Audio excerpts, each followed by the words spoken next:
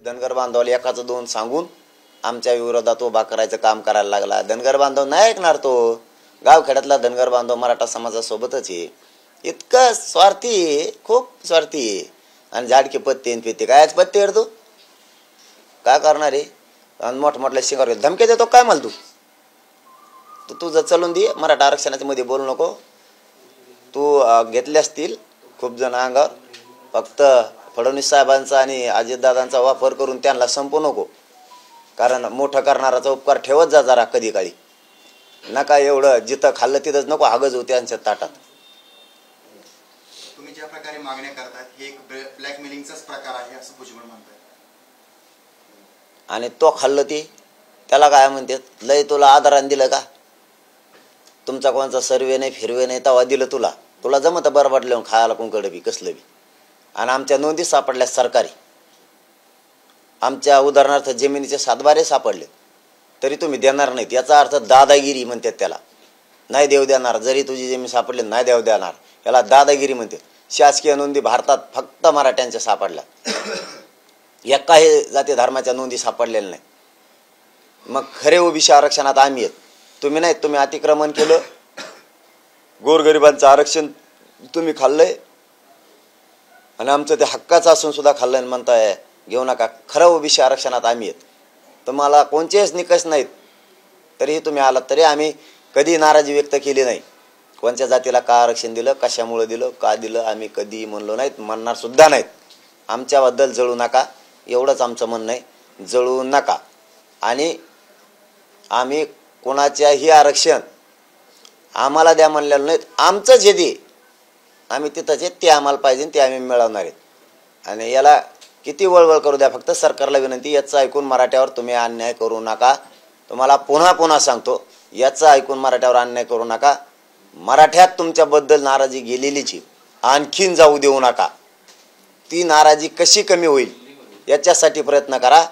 Cases करून खोटे लोक गुंतवून आरक्षण नाही देणार म्हणून आणखीन नाराजी वाढू नका. कारण तुमच्या हातात आहे तोपर्यंत तुम्ही कराल.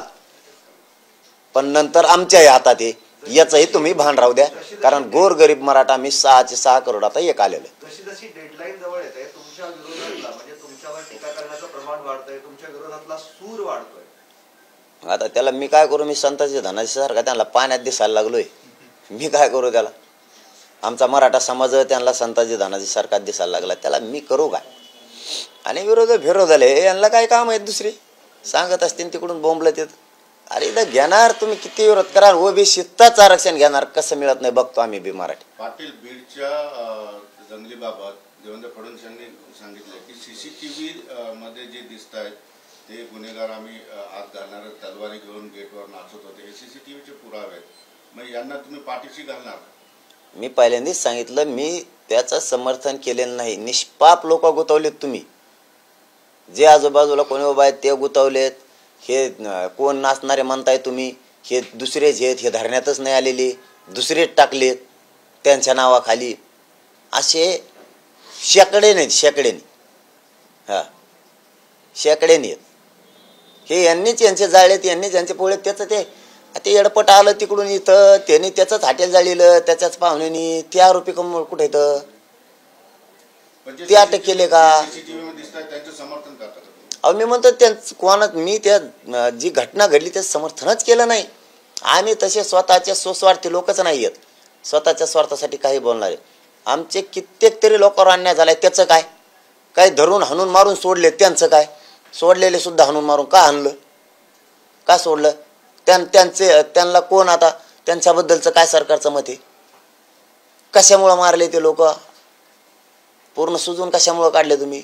विनाकारण काही पोर आत्ताही शेकडे नातेत. अहो नुसते रेकॉर्डिंग व्हायरल केले म्हणून 22-23 दिवस सरकार ही पोर गाते. काय सरकार आहे रे तुम्ही? सरकार म्हणता आम्ही अन्याय करत नाही म्हणता. तोंड घेऊन सांगता नुसते कागद वाचत बसता तिथं. कशाला येते पोरग मध्ये काय केलं त्यांनी? 22 दिवस झाले म्हणता आम्ही सरकार चालवतो. कशाला चालवता? मराठ्यावर अन्याय करायला. त्याचं ऐकून तुम्हाला आणखी सांगतो तुमच्याबद्दल नाराजी राज्यात मराठा समाजात गेलेली. तुम्ही ही नाराजी वाढू देऊ नका. विनाकारण वाढू देऊ नका. आणखीन तरी तुमच्या हातात हे म्हणून तुम्ही मराठ्यावर अन्याय करू नका. त्याचं ऐकून तुम्ही जर त्याचा ऐकून अन्याय केला ना तर तुम्हाला आणखीन सांगतो पहिल्यासारखा मराठा राहिलेला नाही. मराठा 100% करोडोने एक झालेला आहे. आता तो काही केल्या बाजू जात नाही. तुमच्याकडे फक्त तुम्ही मोठे केलेलेच थोडेफार राहणार आहेत. त्यांना सुद्धा मराठे ते सुद्धा विनंती केली तर मराठ्याच्या बाजूने उभा राहते. तुम्ही आणखीन शहाणे व्हा, ही धमकी नाही, इशारा नाही. मराठे टोटल एक झालेले.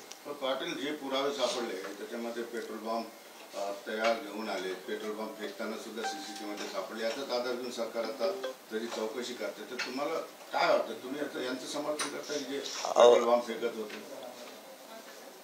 त्या घटनेचं मी 2दा-3दा सांगितलं तुम्हाला की आम्ही कशाचं समर्थन केलेलं नाही, पण आमचे निष्पाप लोक कशामुळं पकडलेत त्याच्यात याचं कारण आम्हाला कळा नाही. कशामुळं मारले तुम्ही आमचे लोक? कशामुळं खोटे गुन्हे इतके दाखल केले? कोणाला कोणत्या SP ला मोठे पण पाहिजे?